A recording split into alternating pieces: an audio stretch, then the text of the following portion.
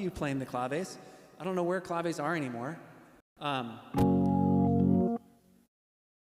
Steve, are we feeling okay without the shield? I didn't think about grabbing that until... Okay. So, no, I don't want any ambient in the house. Let this moment last, we'll be gone so fast, keep walking lightly. It's a test of my range this week. We're all walking lightly. We're all walking lightly. This moment, walking lightly. We're all walking lightly. Let this moment last. Be gone so fast. Keep walking lightly. We're all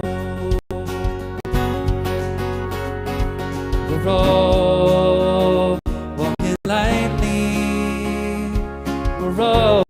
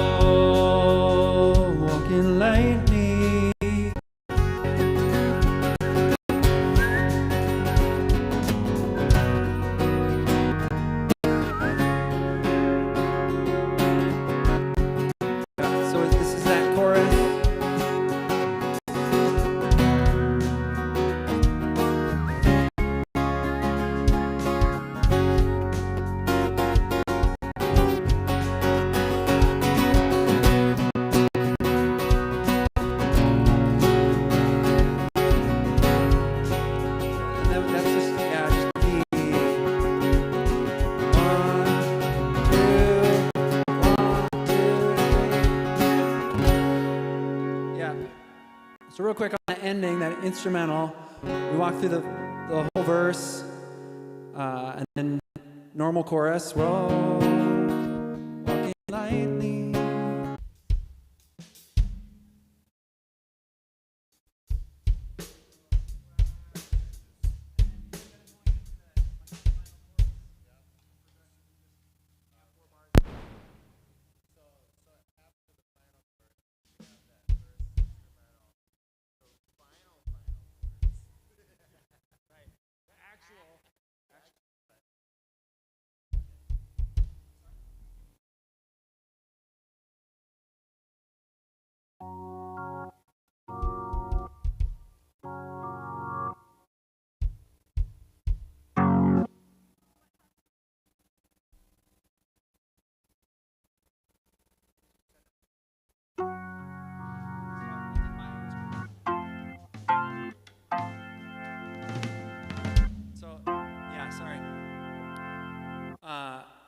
So that ending, real quick, take the final chorus,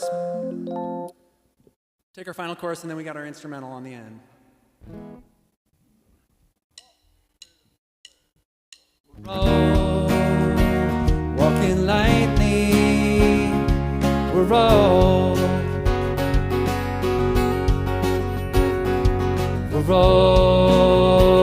walking lightly. We're all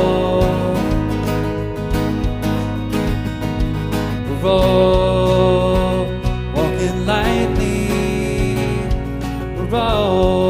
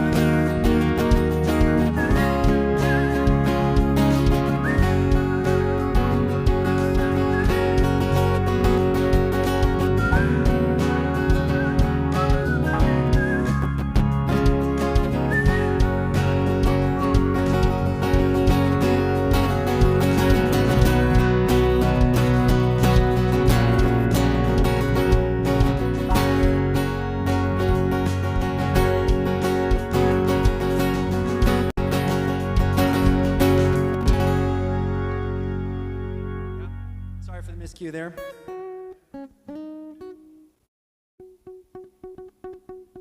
Yep. All right, we okay there? Go back to the last one. Okay, so shine your light. Let's just take it at the top so we get the form. That's all right?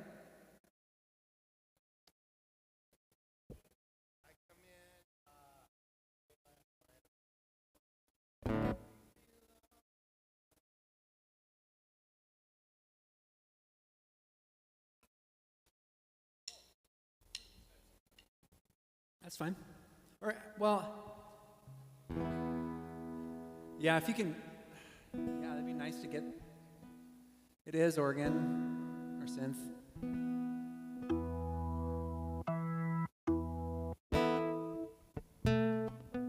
Yeah, this is where I really miss the electric.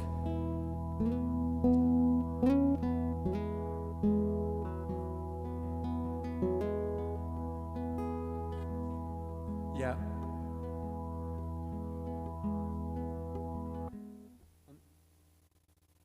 When we get to the first chorus, is that what you said? Yeah, like when we get to that. Yep, that sounds good to me.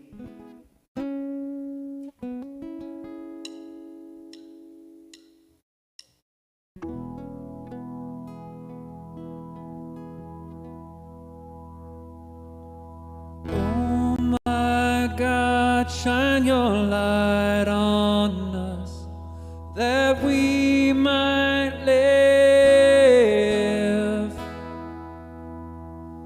Oh my God, shine your light on us, that we might live. I've been holding on. I've been holding on. All that is inside me screams to come back home.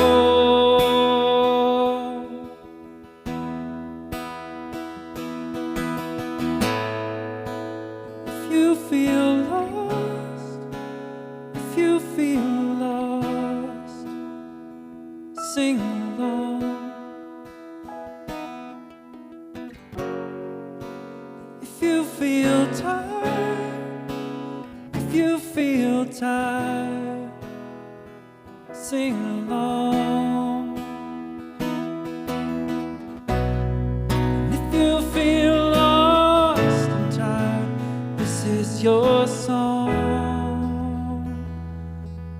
Yeah, I'm broken down. I'm broken down. I ain't giving up. Love will come back around.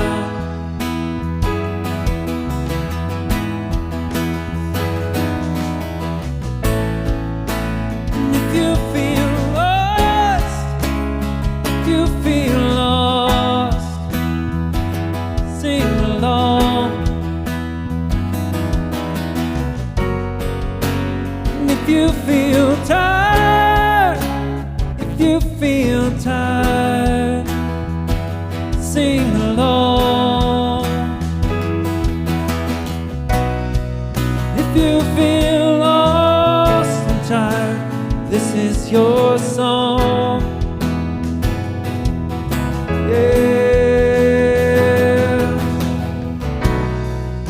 If you feel lost and tired, this is your song.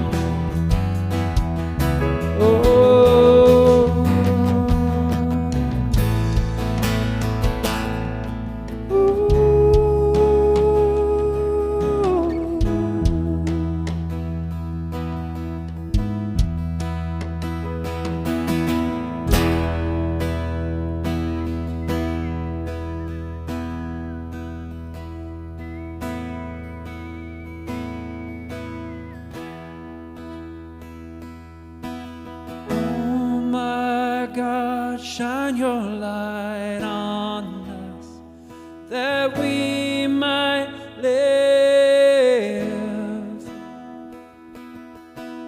Oh my God, shine your light on us, that we might live.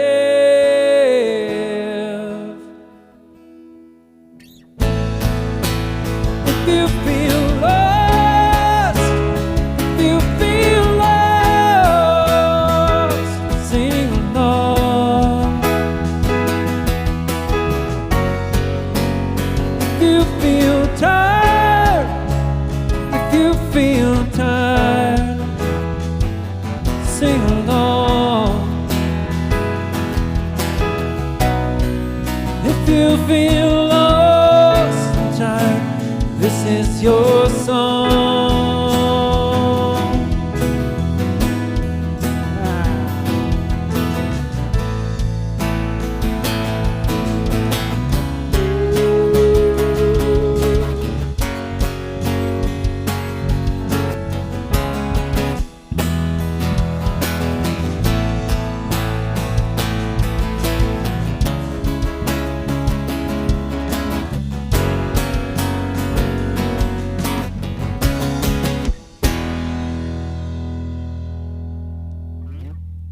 All right, just my one little flub there on the last chorus.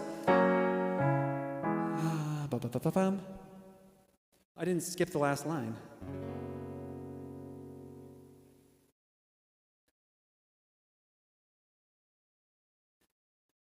Okay, so is it just, do we play that line instrumentally and I just don't sing it? Is that what it is?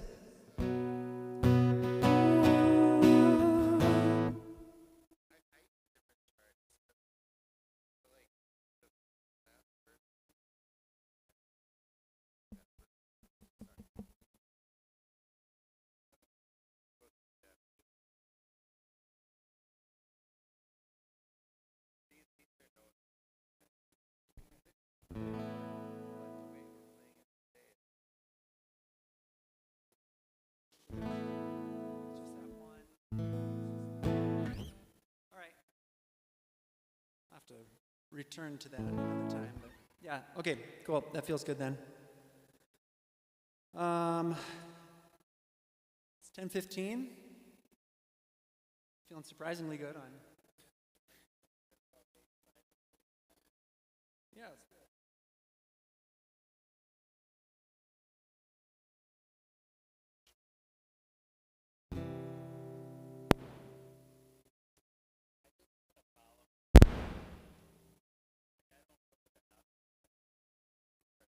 I think that's me.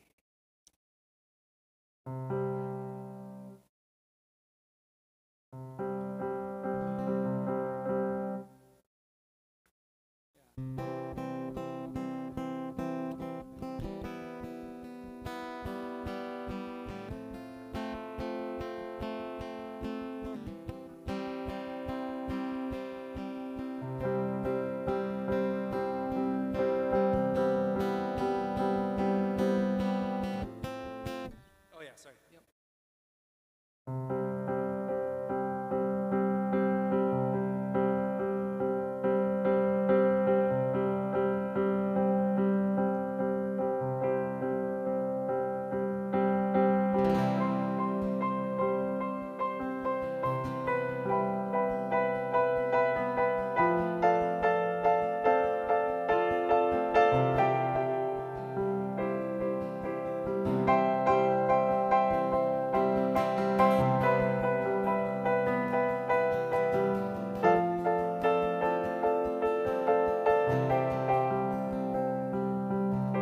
Lost and weary traveler, searching for the way to go. Stranger, heavy-hearted, longing for someone you know. May you find a light. May you find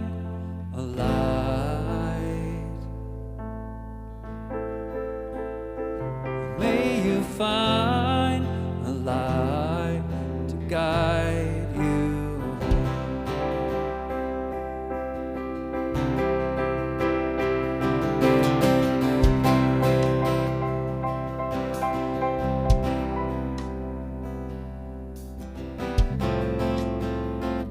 Say it again? Sure, that's fine. Yeah, you clear on the chorus, you think? Okay, let's just touch on that real quick. So we have, may you find the light in our life. May you find the light. 3, 4, 1, 2, 3. May you find the light to guide you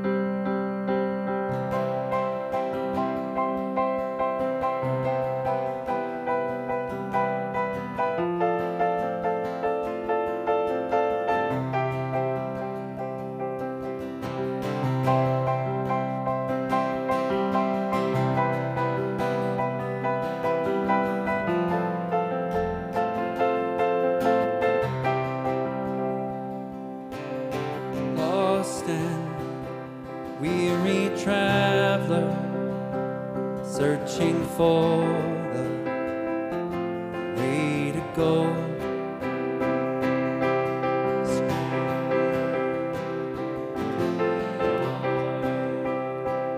Longing for someone you know. May you find a light. May you find a light. May you find a light to guide you home.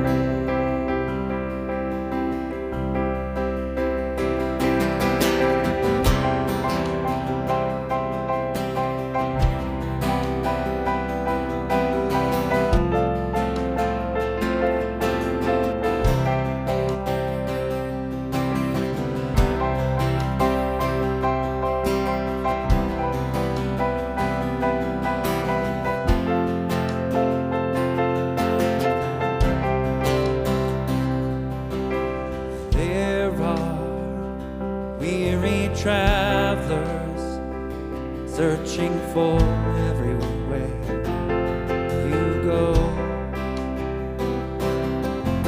Strangers who are seeking, longing deeply to be known.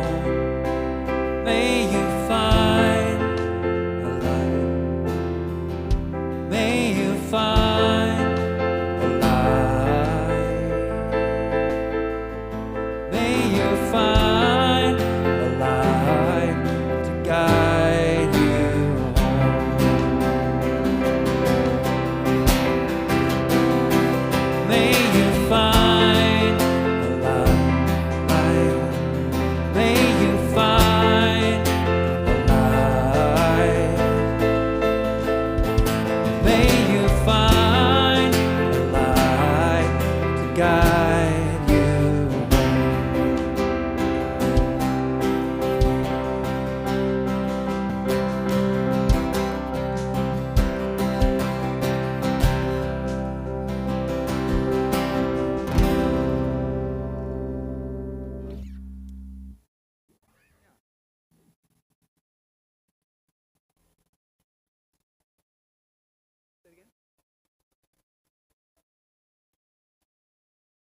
Oh, yeah, right. Yeah, so like killing the rhythm. Yeah. So Zach, on that first chorus, when we get there, if we can just like Just block it. May you find a light. I'll get that melody. A light. May you find a light. May you find a light. Yeah, it's probably just no click, but.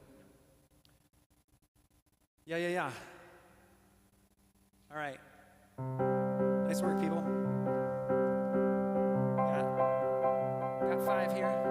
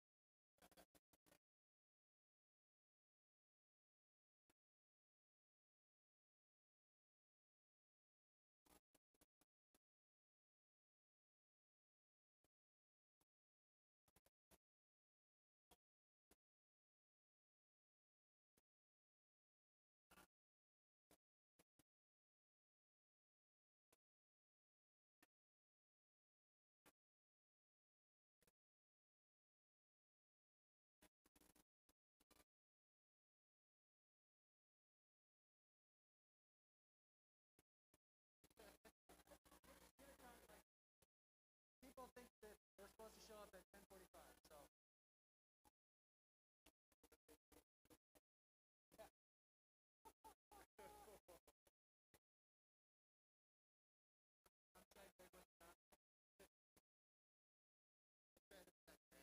Yeah, all right, that sounds good.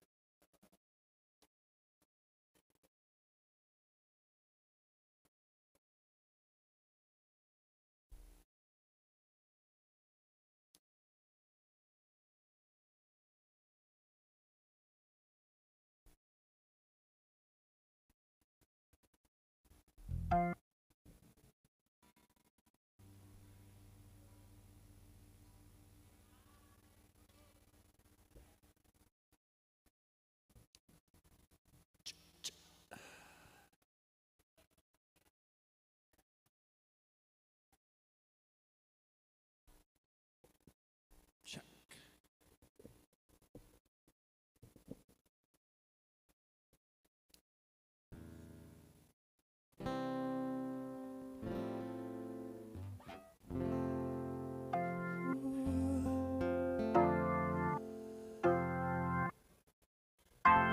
Well, hey, everybody. Feel free to come on, make your way in here as you come, get settled.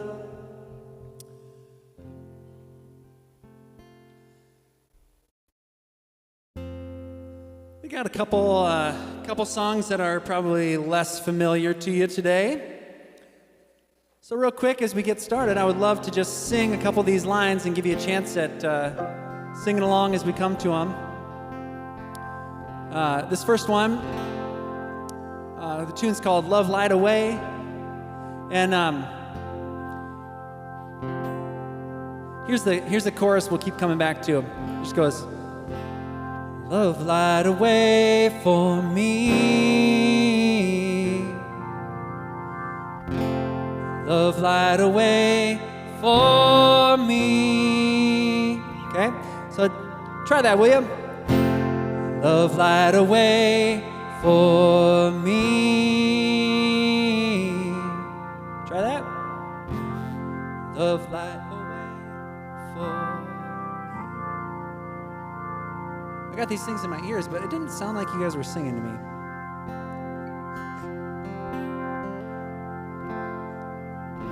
So this, we can do this. We can do hard things.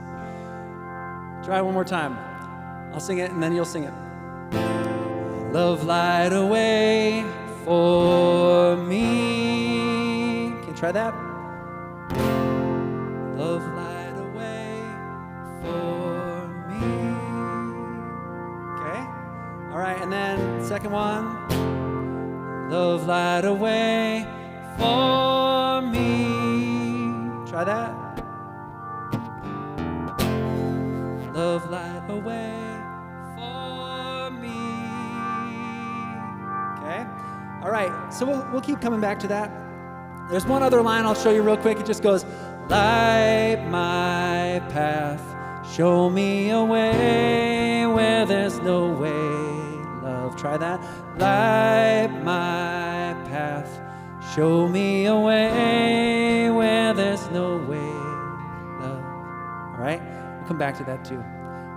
All right, we're going to start this thing out. This is Love Light Away. The band is called Mute Math. I'm going to get my other ear back in.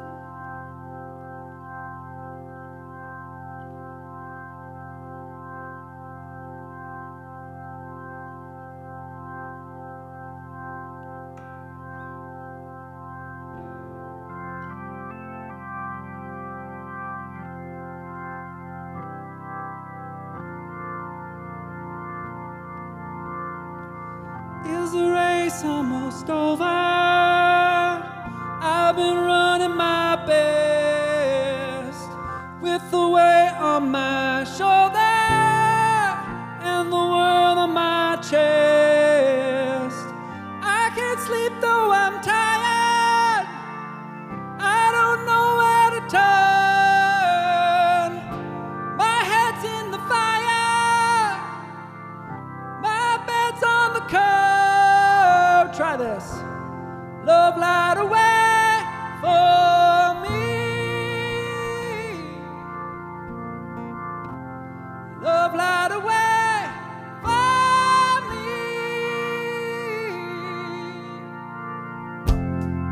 walked through the valley, and I've tread on the thorns. I still manage to carry the faith that it's torn. Let the sky remain starless, I won't fear the night. Take my portrait of darkness, come frame it in white. Sing love light away for me. Love light away for me. Love light away for me. Love light away for me. Light my path, show me the way where there's no way, love. Light my path, show me the way where there's no way, love. Light my path, show me a way where there's no way, love. Light my path, show me a way where there's no way. Love light away for me. Love light away for me. Love light away for me. Love light away for me. Light my path, show me a way where there's no way, love. Light my path, show me a way where there's no way, love. Light my path, show me a way where there's no way, love.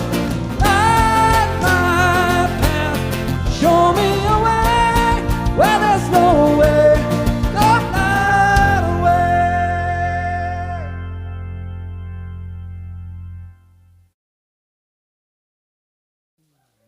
Yeah, thanks.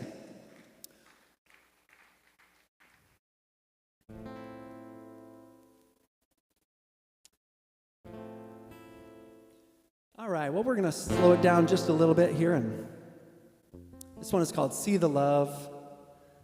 Just encourage you to let yourself be present and take some breaths, and yeah, this one's by The Brilliance.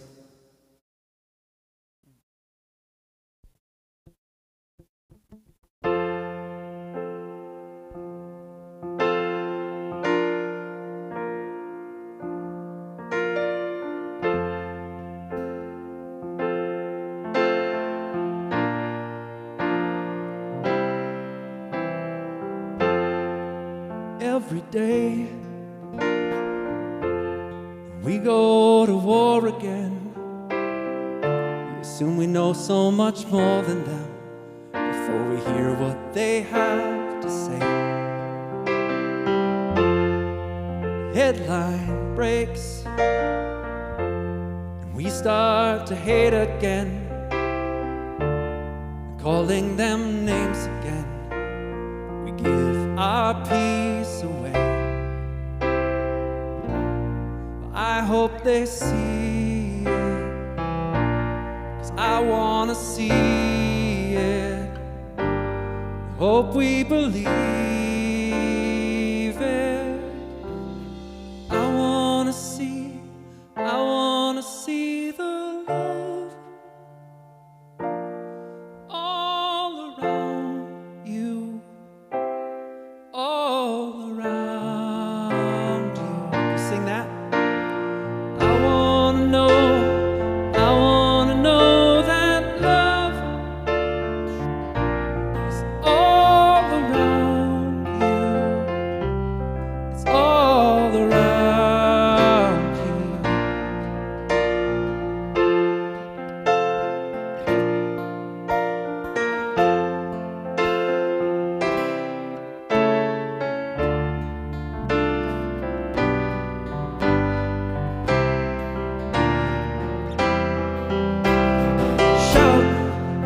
day by day.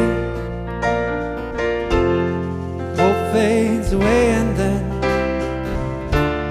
know there's so much pain within we cannot medicate. Learn to feel, learn to begin again. Open our eyes again to see our brother's pain. I hope they see it, 'cause I wanna see it. I hope we believe it. I wanna see the love all around you, all around you. I wanna know that love is all around you. It's all around. See how it lights you up. It lights you up. See how it lights you up. It lights you up. See how it lights you up. It lights you up. I wanna see the love all around you, all around you. I wanna know that love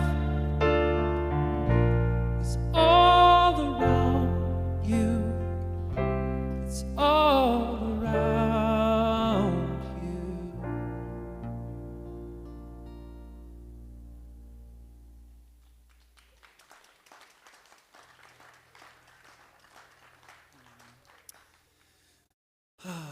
Well, take a couple deep breaths, would you? And I don't know, as we turn our attention to the idea of hope this week, feels like that can be a hard thing to access sometimes. And so I think when I get to stand here, sit among you, I think I feel that hope in a little bit of a different way. It kind of comes around in a way that reminds me that we can be that for each other, and that we can. It's okay if we don't have that immense hope all the time, and we can carry it for each other. So take another deep breath. Notice the people around here. And this one is called May You Find a Light.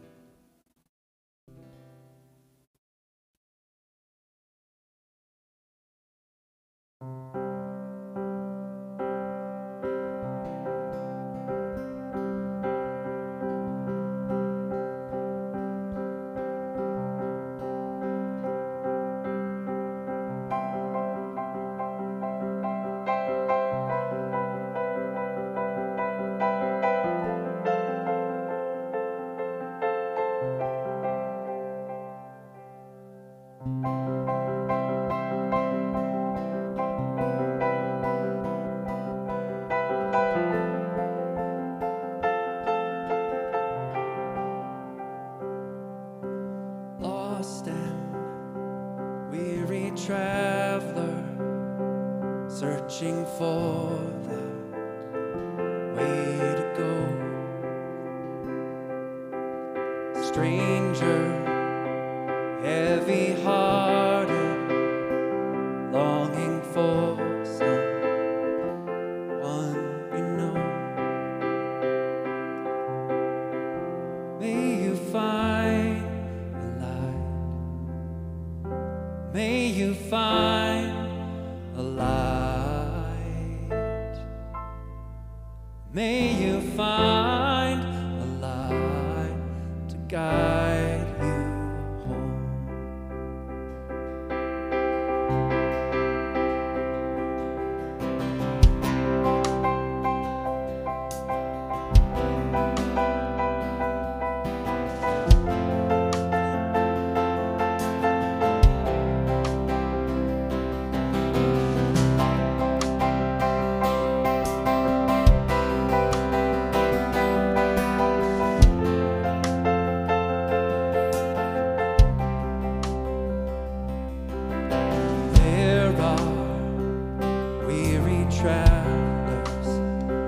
Searching everywhere you go, lone strangers who are searching, longing deeply to be known. May you find the light. May you find a light. May you find a light to guide you home.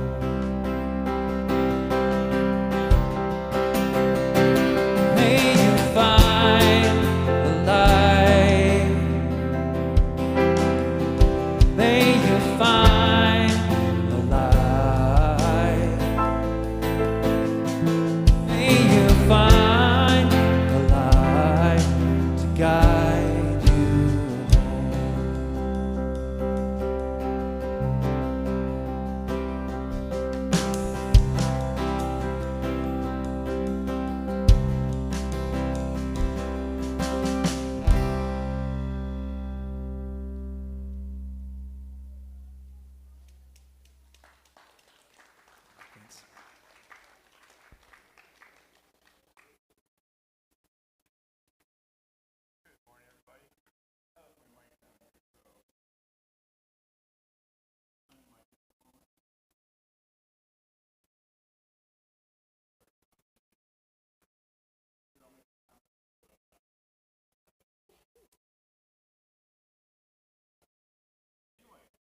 Yeah. Am I live? All right. Good morning, everybody. Welcome. Yeah. You look happier than the weather feels out there. It's great. I just want to fill you in, welcome you this morning, and fill you in on a few things before get going on the rest of our gathering. First of all, just good to have you here. So if you're new, welcome. We're glad to have you. There are restrooms down the hall. There's a water fountain down the hall. There's a gender-neutral bathroom. If you follow the signs going down the hall that way, someone I'm sure can help direct you as well. And yeah, I don't know. What else is there like that? We're just glad you're here. So make sure you get a chance to talk to someone if you're someone you don't know yet today. If you're new, that's really easy. But most of the people here aren't nearly as scary as they look. So have a talk to them. I'm pretty sure the kids are going to head off to their area right now. You ready for them, Heidi? All right. So Heidi's heading out. You can join her and the rest of the leaders and go that way. We thank you for being here. Hope you have a lot of fun. Learn a lot. Teach your parents and big brothers and sisters everything you learned. Wow. That's great. And thanks for the older kids that are helping out with all this as well. So that's great. Just a couple of special things. Well, first of all, we do have there are communication cards in your Sunday paper. I hope you got a Sunday paper. If you didn't, someone can bring one around to you. You can walk over there and get one. Sunday paper is just what we call our bulletin sort of thing. But this is just a way we just keep in touch with each other. So letting us know you're here is always a good thing. But often people put ideas, thoughts, concerns, prayer concerns, and so on that they have, and they want to share with others. We just think that's important. That's part of being a community. And I have found that if I don't put my name on this right away, I'm unlikely to ever use it. But if I do, and then something comes up to me during the gathering, then I have that to do it. And you can put in these baskets later. I seem to be really resonant here. There's the offering envelope in there as well, which is sort of the next thing I want to talk about. We have our spring giving challenge just starting up now. And I know we just had a special giving thing for the sabbatical that our whole community is going through, and I thank you for that, for meeting that goal. That was a one-time thing, and we needed some extra funds to be able to do it right and to help us not only just get through a time when I'm gone for 3 months, but also just to use that as a way that can really help Fabric understand what we're looking for and what we're looking at for the years ahead as well. So thanks for that. But anyway, so the special giving challenge is a spring giving challenge. It isn't really special in that it is actually just part of our budget. It's something that we plan on. We have as part of our giving every year just to meet our basic needs. And we just know for a lot of people, most people are giving regularly on a monthly or a weekly or whatever basis through some sort of auto giving. But for a lot of people, they have some special funds at different times of the year. And so this is a great chance for them to do that. But it is something we like everyone to contribute to. Our goal is to have 75 people at least contribute towards it. That's not necessarily households, but people. And Maya tells me that there's an ice cream cone over there. Don't get too excited. It's not a real one. And there's going to be a scoop added for every person. To me, which means that that's going to be half the hanging from the ceiling before we get to 75. But I'm not responsible for making that happen, so I'm really kind of curious to see it happen. So our goal is $30,000, and that's from folks that are part of Fabric. That's from friends and family of Fabric. A lot of you might know aunts and uncles, moms and dads, grandmas and grandpas that are just thrilled that you found a place that you can exercise your faith, and they would love to support that community. So feel free to invite them to be part of it as well. And no gift is too small, and no gift is too large. I would really like us to test that no gift is too large thing. It may not be true, but we're willing to give it a shot. But truly, no gift is too small. Participation is a part of it. This is our community. So if this isn't a way that really works for you right now, but you can give $5 or $10 or $25, that is wonderful. But help us be a part of that together, and we'll reach that together. So that's one big thing, and that's going to be going on for quite a few weeks. So you'll be hearing more about it, and we, think about it, see how you can be a part of it with us. I know Chris and I will be doing it, and hopefully you will too. So, other thing, I took my mask off to be speaking, but you'll notice we're still asking people to wear masks. So here's the situation. We have been requiring masks, and now situations are changing, we know. But we know that masking is a very complicated issue. It has its medical side, it has its societal trends and peer pressure, it has our own personal feelings about it, and all of those are very real things that we need to be considering. You also might know that Minneapolis Public Schools has dropped their mandate for masks, and we are in a Minneapolis Public School, so now we are free to make our own decision. And we also know that COVID numbers are low, hospitalizations are low, but they are also rising. And we know that in our community, we have kids that are too young to be vaccinated, and some people who can't be vaccinated for other reasons. We also know we have people that are medically compromised for, being susceptible to dangerous, results from having COVID. So what we are doing right now is we are deciding to continue asking everyone to wear a mask. We ask you to wear a good quality mask, a N95, KN95, surgical masks. The cloth ones really aren't nearly as good. So please do that. We have them here for you when you come. We're also going to be continuing kind of spacing seating out, and feel free to juggle seats around to work for how your seating patterns are. That seems to be working fine for us right now, and actually kind of fills up the room nicely, so that's sort of nice. So we're going to be doing that. What else about that? We will, of course, no one wants to wear masks forever, so we're looking forward to the time when we don't need to. We will be continuing to monitor the situation and make the best calls we can. We know it won't be too long, and we're going to be out at Minnehaha Falls for most of the summer, and that probably will be a mask-free environment unless something gets really crazy, so that'll be a good thing to look forward to. So thank you for your cooperation on that. It's really important. Bottom line, we want Fabric to be a safe place. And it's sort of the judgment of staff, board, other leaders, and then the people that we've consulted around this, that masks are still probably the best way to do that. So thank you. Feedback, you know how to get in touch with us. Let us know what you're thinking. I think that's kind of it. Am I missing anything? Good. So let's be nice to each other. Say hi find someone you don't know, which probably means you may have to get up and walk around. and introduce yourself to someone and tell them something you're hoping will happen today. I don't know. All right, take a minute and do that.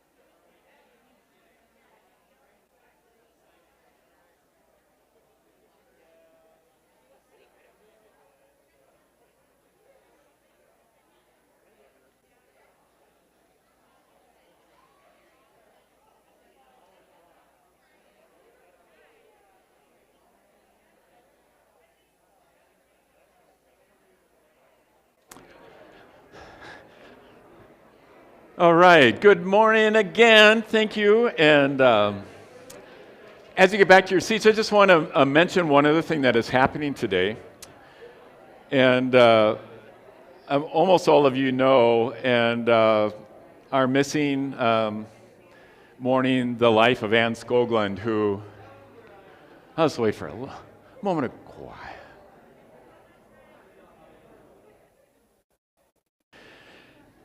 So one other thing that is happening today, which actually, in one of those complicated ways that hope works, fits into what we're talking about. We're talking about hope this week and for the next 4 weeks, but fits into it well. And many of you knew very, very dearly Anne Skoglund, whose life ended about 2 months ago right now. And a group that she was a part of that met for, I think about a dozen years. And some family and other friends wanted to have a moment beyond the memorial and so on to honor and to grieve over Anne's life and what that all means. When we talk here at Fabric about, weaving our rope with the people that are in our lives and the world around us, and with that third strand, that God strand, it gets messy sometimes, but we also have these knot moments. And this is kind of one for them. And this messy, lifey, weaving that's up here is a place that you may have seen kids representing stuff, the middle schoolers with their seed projects a couple of weeks ago. And it's an ongoing thing, and anytime that you have something that you want woven in there, just come and do it. You don't need permission, just do it. But that's going to be happening after our gathering today. So if you're someone who came for that, or if you just were very close to Anne and want to be a part of that with us afterwards, you're welcome to do that as well. So that will be happening. Hope. At the end of World War II, a submarine returned from Europe, having survived the war, and it was almost to its port in New Jersey when it started taking on water and suddenly starting sinking, really close to the port. Before the ship was able to go out, divers went sent down to find out what the problem was, that it was sinking. And as they got close to the submarine, they heard this loud clanking noise, and one of the divers recognized it as Morse code. And someone inside the submarine had a big wrench and was pounding on the hull in Morse code saying, "Is there hope?" There's a teen not far from here who's struggled with depression over their gender identity for years and years and years, but didn't understand that for a long time, and wanted to talk to their parents about it, to try to breathe some life back into themselves. But their parents have been very, very vocal about their stand that, that there are men and there are women, and the only legitimate sort of relationship is heterosexual. And day after day, they wanted to have that conversation, but the only thing they could say is there hope? Right now, as we sit, there are lots and lots of people, men, women, children, civilians, non-civilians, in the steel mill in Mariupol, Ukraine. And they're being bombed right now. And they're asking the same question: is there hope? Is there hope? Hope. What is it? Do you have it? Do you want it? Do you think hope is just a nice idea, but it's no more real than unicorns and utopias? Maybe it's not so much hope that you have problem with, but maybe it's just right now, in this day and age. Do you think hope may have been realistic at one time and in one place? Or maybe it's realistic in some parts of your life, but overall right now, we've just gone too far. There's just no hope left anymore. Here's what I know.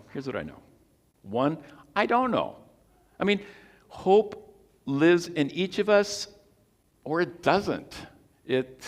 I can't put it in you, and you can't put it in me. Just because I have it doesn't mean that you'll have it, or because you'll have it doesn't mean that I can have it, or I can have it today, and tomorrow all of a sudden I seem to have lost it again. I just don't know. And then there's the nature of hope itself. Hope is, it's hope. There's no guarantees around it. Who knows if what we are hoping for will ever come true or not?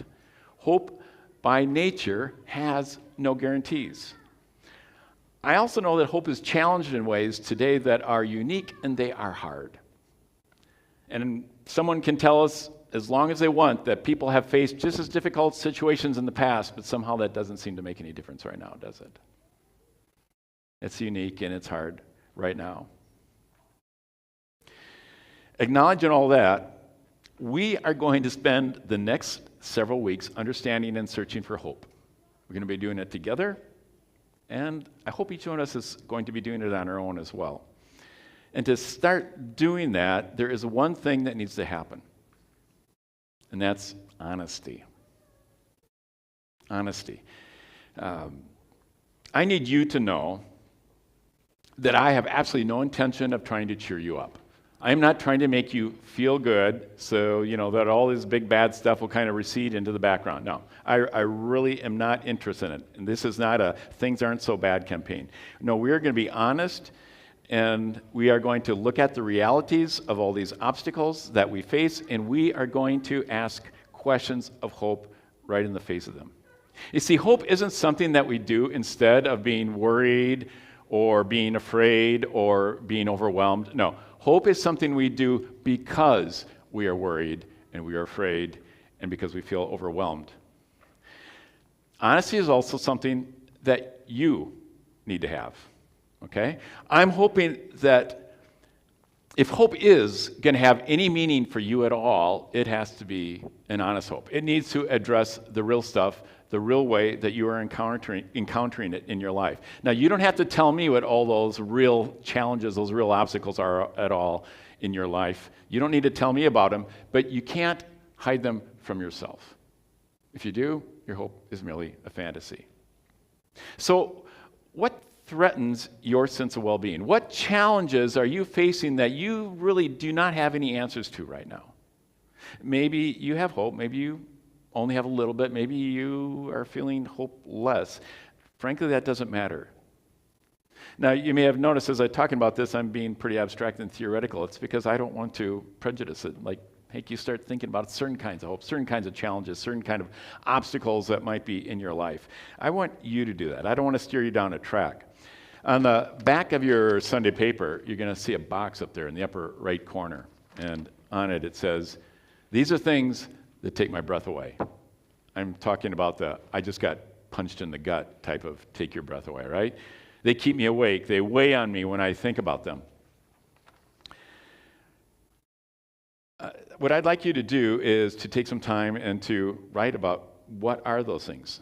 So whether you're here, or whether you're on the live stream, or if you're listening to this podcast later, stop and take some time and write this stuff down. Be honest. This is for you. It's private. I'm not going to ask you to share it with anyone else, all right? This is for you. So take a couple minutes silently to do this. I could play music like this in the background.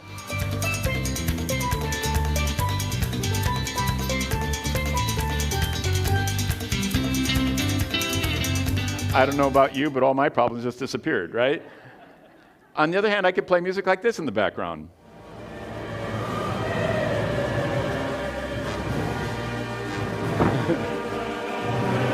Yeah. That one feels way too much like the weather. So I just give you those illustrations to let you know that I do not want to prejudice this. I want you to be thinking about what are the obstacles, what are the things that are stealing life away from you. So take a few minutes and go ahead and write this, and I'm just going to let you do that in silence.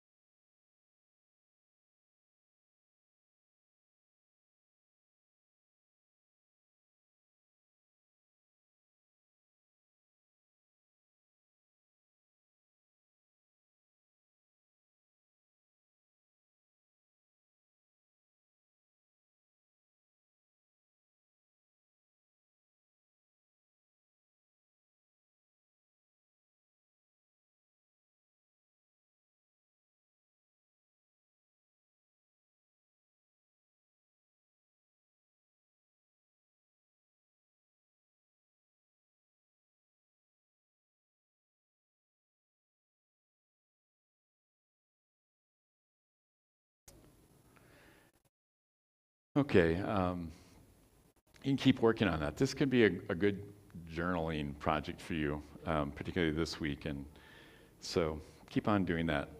Now, thank you for doing your list. I created quite a list for myself. It's daunting as I look at it. Does not make me hopeful. In fact, I would say it is discouraging, making me feel less courage.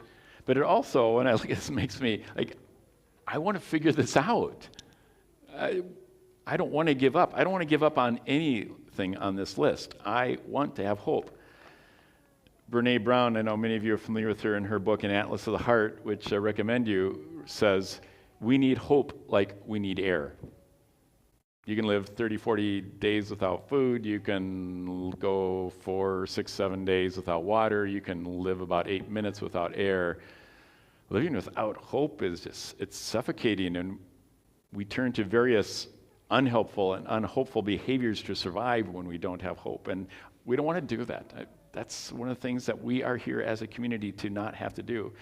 So as the title of this week states, what is hope? And what isn't hope? I think it's important for us to get that straight at the basis of as a basis of this conversation, if we want to turn to constructive and healthful ways of facing, that list that you created. You're going to find that there's a continuum that hope rests on, all right? And it's on your Sunday paper, you'll see this. On the far, I guess it's on the far right side, far left side, got to go backwards, far left side over there, you'll see there's, on one end of the spectrum, there is the known, right? This is the stuff that I simply know to be true. It is there. It's certain. It's sure. It will happen. It's a fact. It's things like, I know the sun will rise tomorrow, right? I mean, yeah, you do, right? It's silly to say, I hope the sun will rise, because you know it's going to rise, right? That isn't the area of hope. Then if you go all the way to the other side, you get what I call, the other end of the spectrum, you get what I call wishful thinking. Right? I sure would be nice if that stuff happened, but it's unreasonable, it's illogical. There's no reason why it would ever happen. In fact, you can't really see any steps between where you are and where you're going to get to make that happen. It would be things like, I hope I win the Powerball. Statistically speaking, your chances don't change by buying a ticket, although I think it's impossible to win if you don't. But it also things like, I sure hope things get better. And shrugging your shoulders, where there's no agency. There's nothing that you're trying to do or could do about it. That's just in this world of wishful thinking. It's rosy thinking. That's not hope either. Then someplace in the middle is the region of hope. The region of hope. It's unknown. It's probably unlikely. It may be against the odds. The next step, though, can be seen, even though you don't know, how would that next step ever really get me there? You can't see the end. You don't know how the whole thing will be put together, but there's some vision around it. This is a really uneasy and unsure region to be living in. There's a longing there that's coupled with determination, though, that is what turns it into hope. It makes it something that gives us that air, it gives us breath. It's probably not surprising that hope is a big topic in the Bible. Hope, having faith, believing, trusting, they're all kind of that same ballpark, right? They all rely on that same complex skill, that same set of complex skills of imagination and possibility and reality kind of being mixed and having to go together there. There's one verse in the New Testament in the letter to the Hebrews that I think puts it all together pretty well. You may be familiar with it. It says faith, it's believing, trusting. Faith is the assurance of things hoped for, the conviction of things unseen.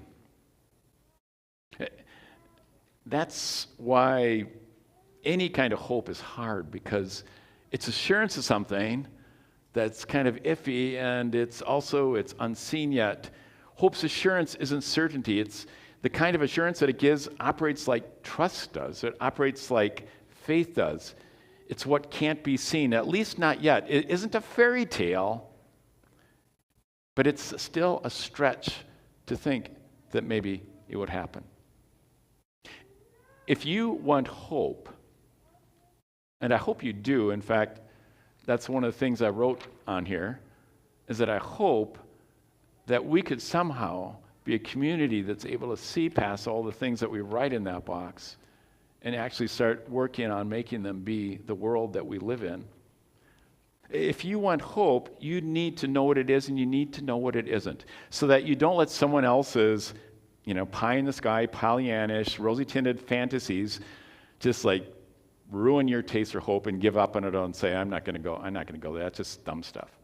And on the other hand, I don't want the certainty of someone else's, fully planned, fully resourced, almost sure thing make the unlikeliness of that thing that you're hoping for seem like, oh, why am I even bothering to hope for that? I don't have that kind of chance that they've got. There is a place for hope in there. Your heart knows it, doesn't it? But what you may not be so aware of is that your head knows it too. You see, hope is definitely propelled by our hearts, but it's not only a heart thing, it's also a head thing. After all, don't you know already that every great realization of any sort of possibility that was probably an enormous stretch, seemed actually impossible at the time that actually did happen, was propelled by hope? You know that that has happened before. You know that it can happen again. That's true whether it's parenting. Anybody have hope for the kids? Any of your parents have hope for you? It's true for any career choice, any business that was ever started, all started with hope. To the development of alternative energy, I don't care what scale you want to look at, hope is part of the equation. Now, when we talk about hope this way, I think it seems that it's pretty obvious that it sits there between the known and that wishful thinking thing. But I think it gets a little bit more complicated when we start throwing some of the other terminology on it, all right? For instance, how does hope sit in the middle of terms like this, like pessimism, or cynicism, or skepticism, or being smart, or being gullible? Where does hope with those things? Or realism, hope and realism? Optimism, idealism. Where is hope, and how is hope overlaid on that big spectrum of complicated feelings and attitudes? Now, what's really interesting is that many people, and studies have shown this over and over, associate realism and skepticism together.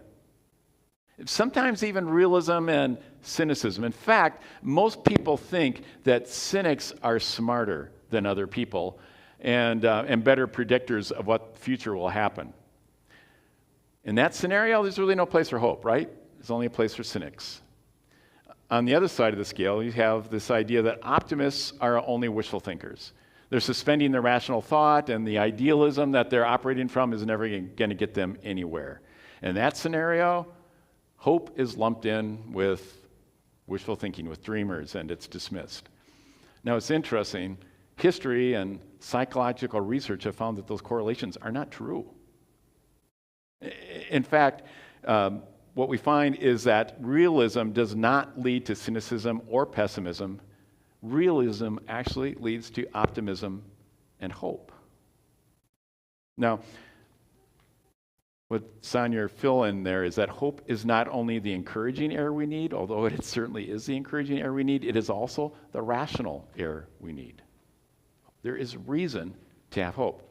Now, we're going to be working our way into this over the next few weeks. Right now, what I want to do is just let you sit with that idea. All right, sit with that idea that hope is actually a rational move. Hope is actually more related to realism than cynicism or that being smart and the being clever way of thinking about things. Let that and weigh that against your experience and with, kind of what you know about the world over these next weeks, okay? Okay, so look at your list. My guess is you can probably break them into, into different compartments, into different groups. Ones that feel manageable and ones that feel like they're just a huge stretch. You don't know that one's ever going to happen. Ones that you want to be true and but you have no idea on how to get there, and ones that you feel like, yeah, I think I know what the next steps are. Like, I think I know what to do. It's a long ways. I'm not sure I'll get there, but I kind of know what to do to get there. And then there are ones that you feel like you have power to effect, and ones that are utterly beyond your control. You feel like you have no agency. So some are harder than others. Overall, it's daunting, I think, to have that quest in front of us. Now, again, kind of on the pursuit of honesty about all this, today is a unique time. It is not the first time that hope has been tested as radically as it is right now. But there are some reasons why you might be finding it particularly hard to be hopeful right now. In my pursuit to discourage you as much as possible as you begin to think about hope, let me start listing what these are. First of all, there are huge societal rifts that are growing, not shrinking today. You say that's true? They seem to be spreading into more parts of our life. They seem to be spreading into more parts of the world. Momentum feels like it is going the wrong way. That's one. Another, there's also a sense that the systems that we rely on to fix the world aren't working. And we don't have a system to fix the systems. So what do? There's even a suspicion that those systems have been working against us, actually, rather than just not working. Another one. Well, you may not be able to put a number on it exactly. There is a threshold of how many gut punches you can take before you simply collapse. I just can't take one more challenge, one more obstacle, one more hope breaker. And the truth is that you may have already exceeded the threshold of discouraging situations in your life. I don't know, what your personal punches are. I mean, they hit us in all parts of our lives. There's our physical and mental health. There's our relationships. There's our work. It's in education. It's in our finances. It's in our just general busyness and feeling like we're just all consumed all the time. And you put all that personal stuff, aside. That's just the beginning. Then we get the societal stuff that we all share together. Political and social discord, racial, LGBTQ, gender equity issues, and all the disarray and the pressure, the stress we feel from that. There's rising violence, there's inflation, there's the pandemic, there's climate change. This is my cheer you up part of the message. The war in Ukraine, all those just, they have moved a lot of us over that threshold already. Then we're learning that some of the challenges we face today are not just problems, they are being considered existential threats. That casts a different light on everything, doesn't it? Take a breath. Take a breath. What do we do in the face of all that? Well, first of all, we name it. We name it. We don't hide from it. We name it. And then what are we supposed to do? We're supposed to hope? No, you see, hope isn't the answer to those things. Hope is the vehicle. Hope will not make those things go away. They will not change. Hope will not change those things. But hope is what we can use in order to get there. And that is what we want to practice together. Folks, friends, fellow conspirators in this stuff, we need to get there. You know it. I know it. We don't need a perfect world. We don't need to solve all of our problems. We know that the world that is coming probably it will be different. Some things we're going to like better. Some things we're going to like worse than what we have already. We can deal with that, okay? We can deal with that change. But we do need a place for our people, for all people to be able to thrive. We need a home for our children and our grandchildren, for their grandchildren. We need air to breathe. We need water to drink. We need food to eat. We need to be in a relationship with our planet in which we are partners with it rather than adversaries against it. That is something that we need to do. And all of that, knowing that, is a vision for it. And I have a vision for that. And I hope you have a vision for that too. But I can't see it by myself, and I certainly can't hold on to it by myself. That's why I want to do this together with you. See, hope isn't a certainty. It leads the way to what to do. And the vision grows as we get closer, and the closer we get, the clearer it gets, and the clearer it gets, the better we can see what to do. And it goes on, and we march on that way. See, and this is really an important thing for us to know about hope. Hope is not an emotion. Hope is not an emotion. It doesn't come and go with our feelings. No, hope is a choice. Hope is a choice that we make day in and day out despite our feelings.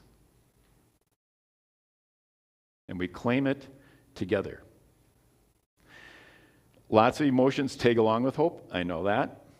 But hope isn't one of them. Hope is the product of your resolve. When you look into the eyes of the worst that life can throw at you, and you refuse to accept that as your fate.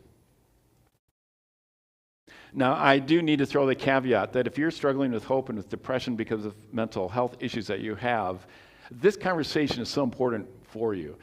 The company of this community to help you with that is also really important, but you also need professional help. So go make sure you're checking in with the therapist. If you don't have one, find one or be in touch with us so we can get in to help you make that connection as well. So that really is an important thing to remember on top of this. But like I said last week, I know hope is hard. Hope is always hard. It's a definition of hope. But that isn't the question. It isn't whether hope is hard or not. The question about hope is whether you have it or not. And I want you to choose to have it. About 2,000 years ago, there was a thinker who had not known Jesus, but was really swept up by the tsunami that Jesus' life created. And decades later, among that community of Jewish people at that time, started reflecting on what had been going on for thousands of years before the time of this person. And was realizing that they were living in a very difficult time. I mean, life 2,000 years ago was tough anyway. Life expectancy wasn't long. Injustice, it was a tough place. Plus, anyone who decided to try to remake the world and remake and build community around what Jesus had shown them was, unapologetically and intentionally persecuted just for doing that as well. So this was not an easy time for them. And this unnamed thinker was reflecting on the history of their ancestors who had at times been successful and prosperous, but most often had been desperate. They were enslaved, they were persecuted, they were on the run, they were exiled, they were cut off. And despite all that, they continued to see themselves as people of promise. Not just for themselves, but promise for the world, promise for other people as well. Now, these were not perfect people. I mean, they had as many scoundrels, as many misguided souls among them as any group of people did, but somehow that didn't change things. They, damn it, they weren't going to give up on this vision that they had from thousands of years ago. Somehow they held on to hope, even when they couldn't see the fulfillment of it for generation after generation after generation after generation. Let me read you just a short passage from this person's writing.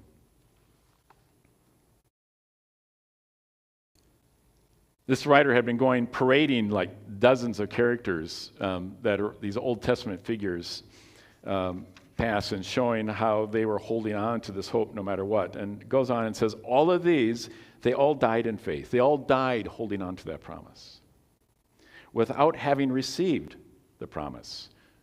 Imagine the centuries, the millennia passing by and still holding on. But from a distance, they saw and greeted those promises. Now, there's a story behind that metaphor that the people who first would have heard this would have remembered immediately, and we'll talk about it another week. But what they're talking about is a vision, this imagination, this determination, this perseverance.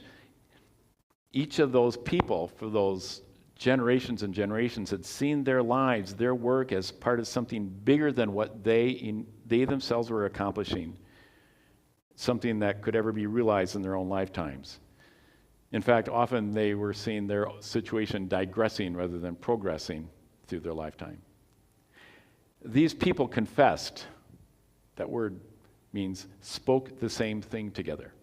Confess has different meanings today, but they spoke the same words, and those words are that we are strangers, we are foreigners on this earth, because they saw something different than what met their eyes. Goes on and says, now people who speak in this way are making it clear that they are seeking a homeland, a place where they belong, a place where they are in sync with all that they hope for. If they had been thinking of the land that they had left behind, those golden years, those good old times, they would have had opportunity to return to it, to recreate it.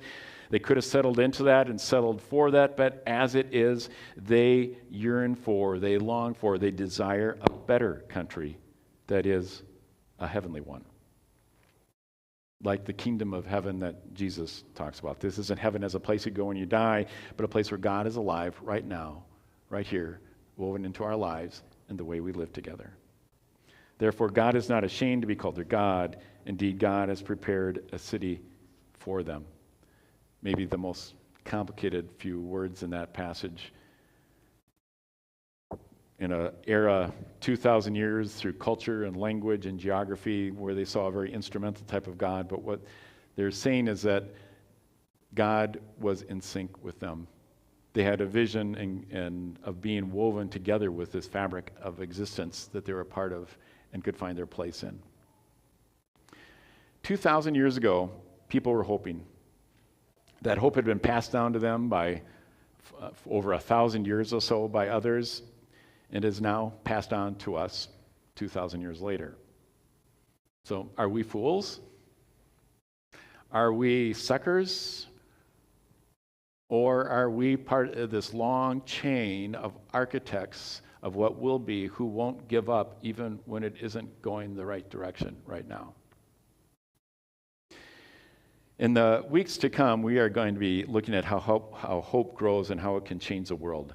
Now, my only purpose today is to invite you to start wondering about where hope is thriving or where hope is threatened in your own life. Personally, I want you to stare the hopelessness that has taken root in your life. I want you to look it straight in the eye and tell it, you're coming for it. You don't know how you're going to do that now, but that is what you are about. I want you to do that because I need to do it too, and I can't do it alone, and I don't think either that you can either. So, take your list that you made.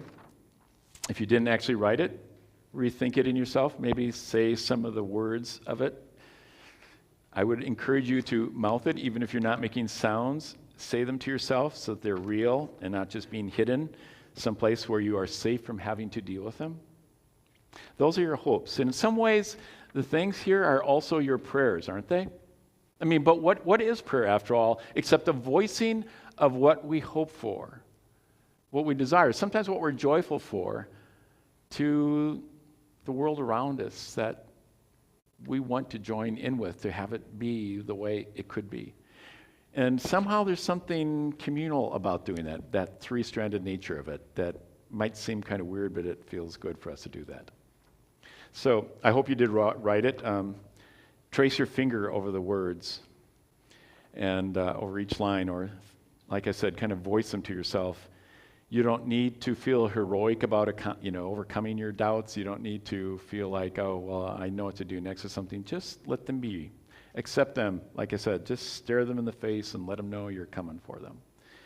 And those hopes and prayers, they aren't just problems, they're also the joys you have. So let me just lead us in a short time of prayer around these things. And I'll give you a chance to name yours as well if you wish. We start a journey today that kicks off maybe what it feels like on the wrong foot. We'd love to just have a beautiful sunshiny morning. We didn't get that. We would love to think the best way to deal with all our problems is to dress them up, make them look pretty, sweep them under the rug, but we know better. We believe that hope can prevail, but hope needs to know its enemies. So we put them before us now. We know there are some prayers among our own community right now. We think of those who are gathering to honor and to grieve over our sister Anne. We think of Lynn Tews, whose mother died on Friday after a long, long battle with cancer. We think of the Toftlin family who's dealing with COVID right now. We think of the many situations in our lives, the new babies that have just been born and some that are about to be born, and the hopes that we have for them. We think of our sisters and brothers in Ukraine and so many other places in the world that are facing persecution and danger and hopelessness. We think about the risks in our own families and in our society that are tearing us apart, and we do not know how to reach across them. This we bring to you. We bring to each other. We name out loud in ourselves in order to claim our space among it. I invite you now, if you wish, to say the names or thoughts or of things that you would like to share in this prayer as well. You can do it silently or aloud.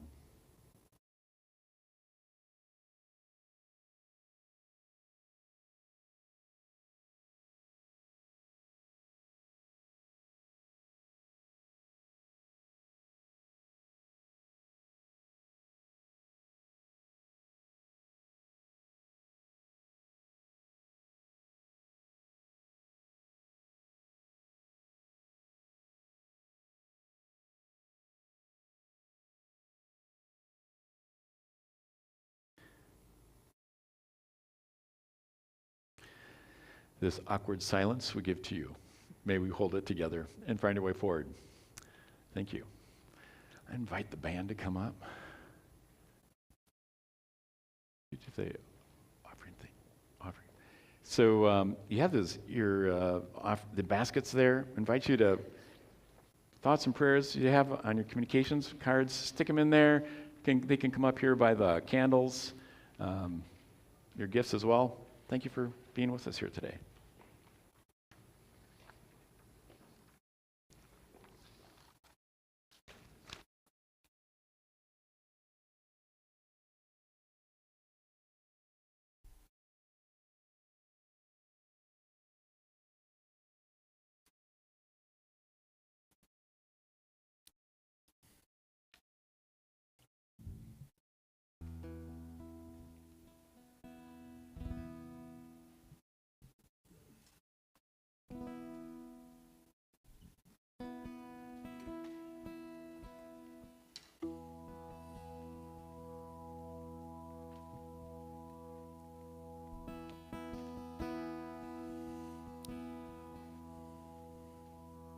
Well,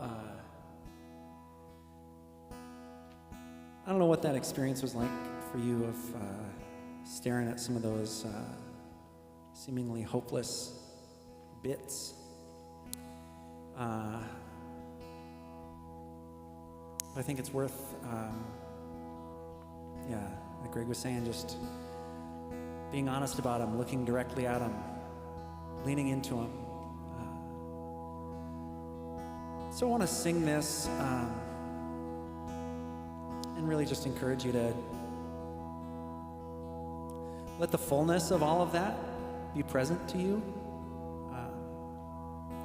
knowing that we're not going to get some sweet resolution today on maybe anything on your list. I don't think anything on mine. But I invite you to go ahead and stand up as we sing this one together.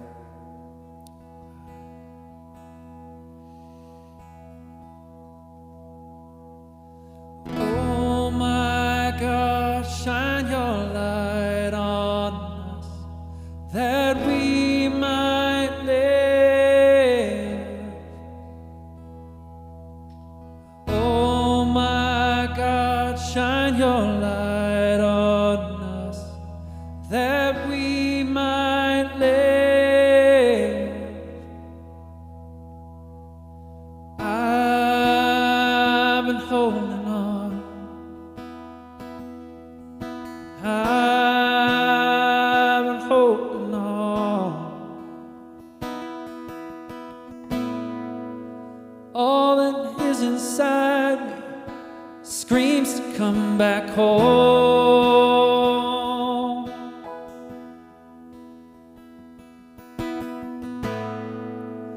If you feel lost, if you feel lost, sing along.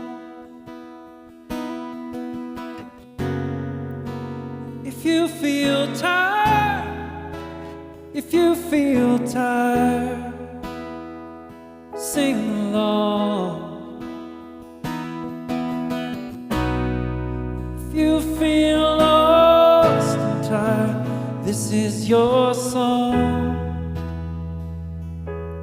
Yeah. I've been broken down. I've been broken down. But I ain't giving up. Love will come back around.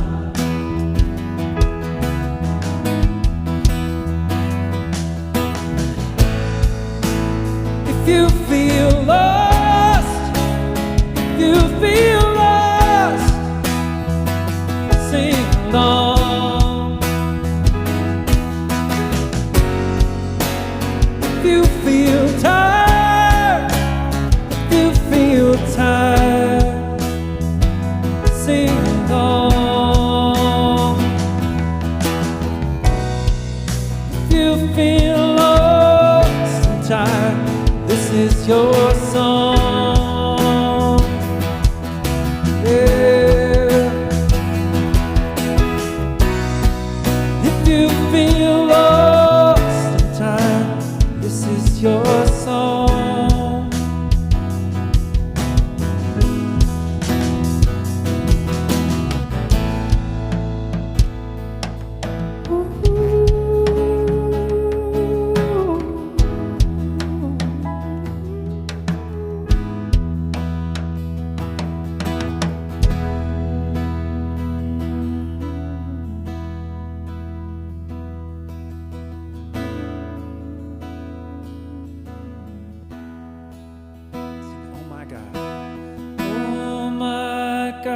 God, shine your light on us, that we might live. Oh my God, shine your light on us, that we might live. If you feel lost, if you feel lost, sing on. If you feel tired, if you feel tired, sing along. If you feel lost and tired, this is your song. Oh, yeah.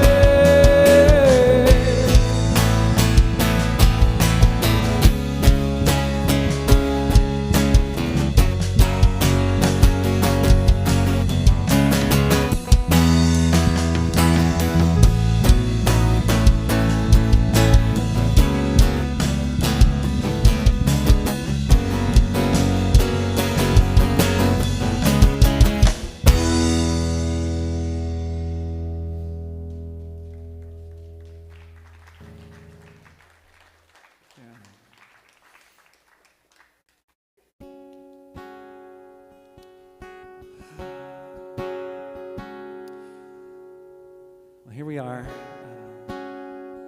Got to find a way to take a little bit of this hope out and walk with it, put it to work. So this is called Walking Lightly. I encourage you to just let your body move a little bit and think about maybe what it might look like to be bringing some of this hope along with you today.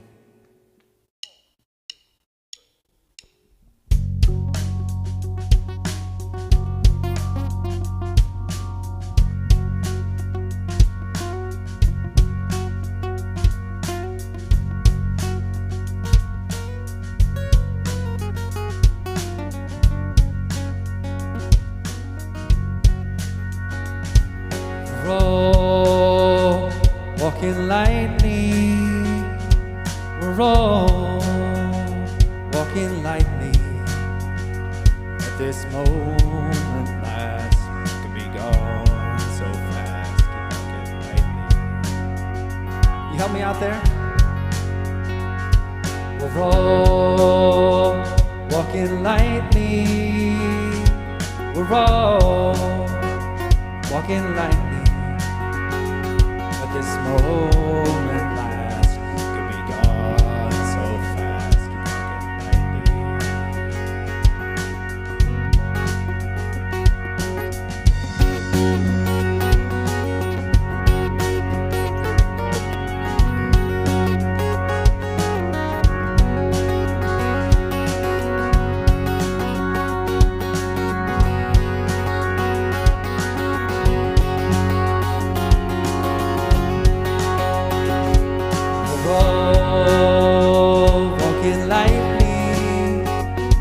We're all walking lightly.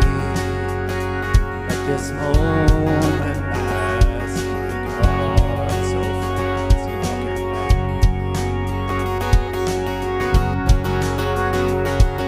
We're all walking lightly.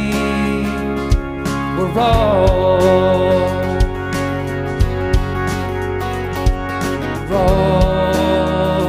walking lightly.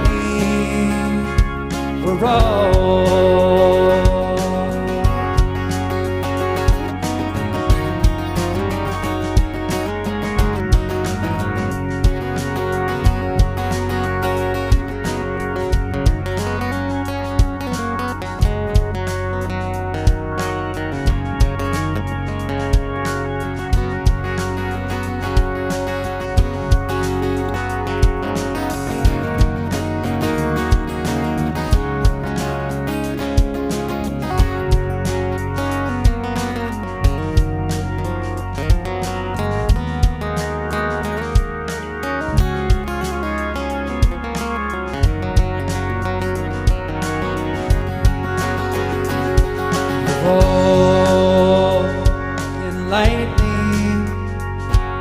We're all walking lightly.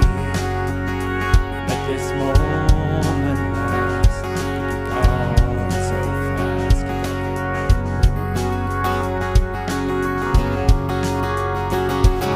Whoa, walking lightly. We're all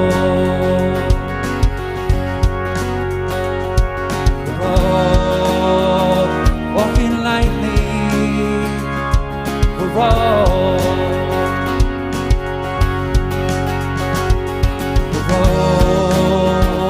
walking lightly. We're all walking lightly. We're walking lightly. We're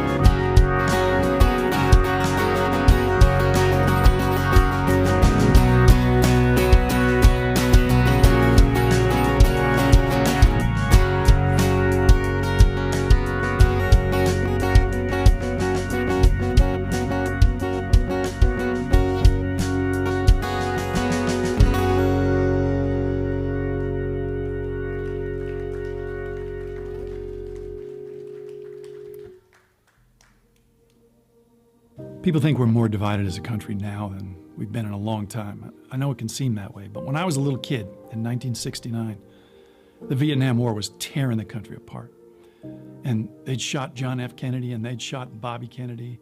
They'd shot Martin Luther King and Malcolm X. And there was the Manson family and the Zodiac killer, and it just felt like the whole country had lost its mind. My father, who'd grown up in the Depression, well, his faith in humanity was just at a low ebb.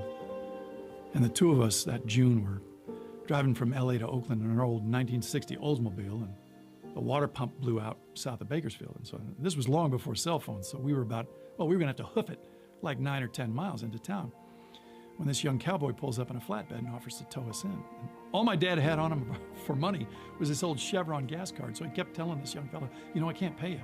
And the young cowboy's looking at him like, yeah, I wasn't gonna charge you. So he rolls us into town, and this is a Sunday, so nothing's open. So he has to go get his mechanic friend to open up his garage, and my dad says, hey, listen, I don't have any money. And the mechanic says, you know, we'll work something out. And then they all realize they don't have the actual parts, so now they gotta go roust out the local auto parts store owner, and they bring him down. And my father's like, okay, we need to talk about how this is all gonna get settled. Because he just couldn't imagine anybody being this trusting about the money. So the cowboy says, look, if it'd make you feel better, I got a bunch of watermelons I need to get loaded onto my flatbed, and it's pretty hot work, and if you help me out, I'll pay for the part. So next thing you know, we're all unloading watermelons from inside a rail car. That's about 140 degrees. And 90 minutes later, we are soaked in sweat. And up rolls the car, just running like a top. And my dad says, I really don't know how to thank you, fellas, and for this good turn. And we're turning to go, and the mechanic gets this look on his face and says, whoa, where do you think you're going? And you could see on my father's face, just all the fear and distrust come to the surface. He stiffened like a leopard. And the mechanic says, no. My wife's gonna make us all Sunday dinner, and you and the boy can get a shower and a clean shirt, and it'll make the drive easier for all of us. So we sat down for a dinner of fried chicken from the chicken right over there, and corn on the cob from the corn right over there. Man, I gotta tell you, we'll never have a meal that good, ever again. And my dad didn't say maybe 3 words the whole drive, but when we got home, I got into bed, and I was just about to turn off a light, and he stops in the doorway, and he says to me, no matter what you see in the movies or on TV or you read in the papers, you listen to me. That's how people really are.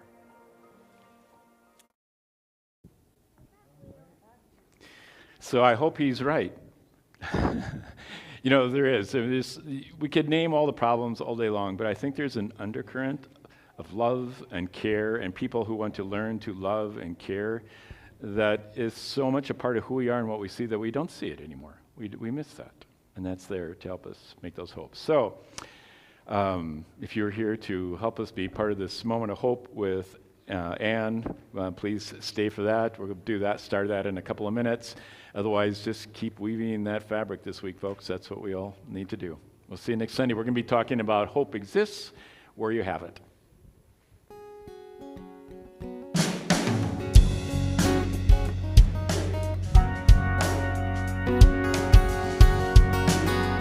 Hey, sir. Carter. Bunk. Hey. Hi there. Okay, yeah, I don't know if she is or not. Roll, walking lightly. Roll, walking lightly. Let this moment pass. We got so fast. Take care, you guys. You bet. Let's go. Yeah. Roll, You bet. Take care. walking lightly. Roll, walking lightly. Let this moment pass. We got so fast. Hard to know, eh? Yeah, it is. And I just like, the more I work on it, the more the light kind of starts coming. Roll, Good. Well, thank you for sharing. roll, walking lightly. Roll, roll, walking lightly. Roll, roll.